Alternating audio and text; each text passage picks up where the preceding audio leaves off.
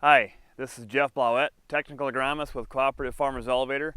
And on this week's Field Friday segment, we're kind of in the middle between a corn and a bean field here, and I think what we're seeing is kind of the same thing showing up in these fields. We've got aphids showing up in the corn, as well as aphids are starting to be more prevalent in the soybeans. They're not the same aphid. There's a different aphid species, but for all intents and purposes, it's aphid pressure in both, doing the same thing.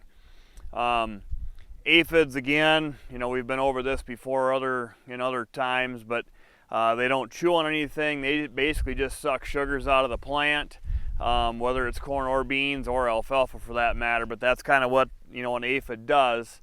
The thing that it does, and it's probably more of a factor on soybeans if they get thick, which we haven't had for a few years, but they excrete kind of a sticky substance that actually ends up turning some of the leaves below where they're at, maybe kind of more of a black from kind of a mildew, and that can have some impact on its ability to photosynthesize on those leaves if they get bad enough. But probably a little bit earlier than we've had for the last few years on the aphid showing up in corn. I've started to get some pictures of some pretty high pressure areas within a field, so they're there.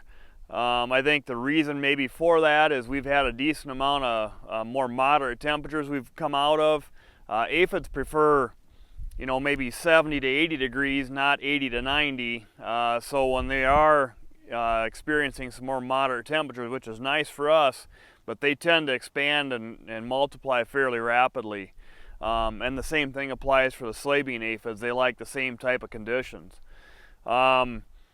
So we're in this, heavy period of corn fungicide applications now.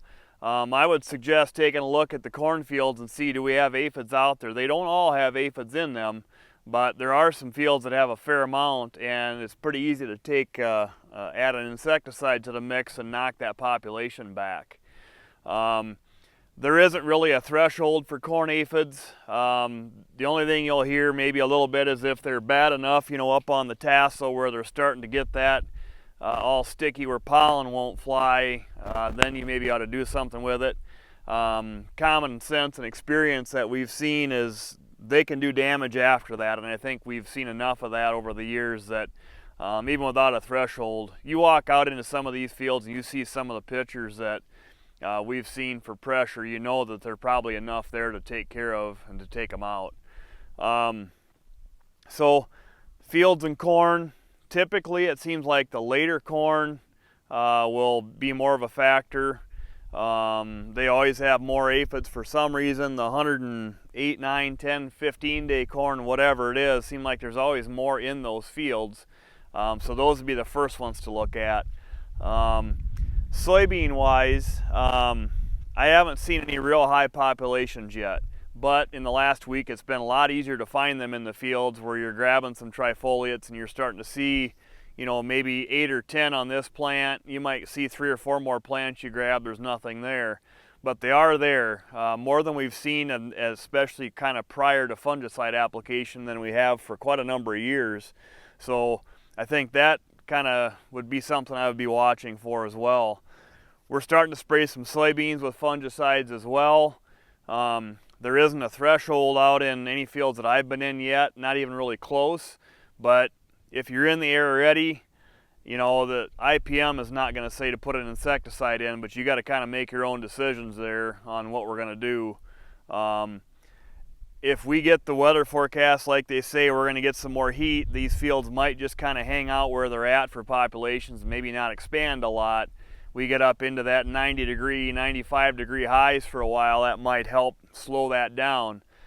But if there's a decent population out there, that also can add stress to the crop. If they're sucking sugars out and we start running into some hot, dry weather, one thing that concerns me this year is we have a smaller root system. As wet as we were earlier, we probably aren't as deep as we normally are, so drought stress might hit us a little quicker if we miss rains. So just something to keep in mind. One last comment I'll make is we've had a lot of replanted acres, acres that got planted from washouts or flooded out areas or whatever, so there's some really late replanted beans, possibly even a little bit of corn, and even sorghum. Aphids love that environment. They will almost for sure be a problem in those late planted areas within a field, so you have to be really watching those.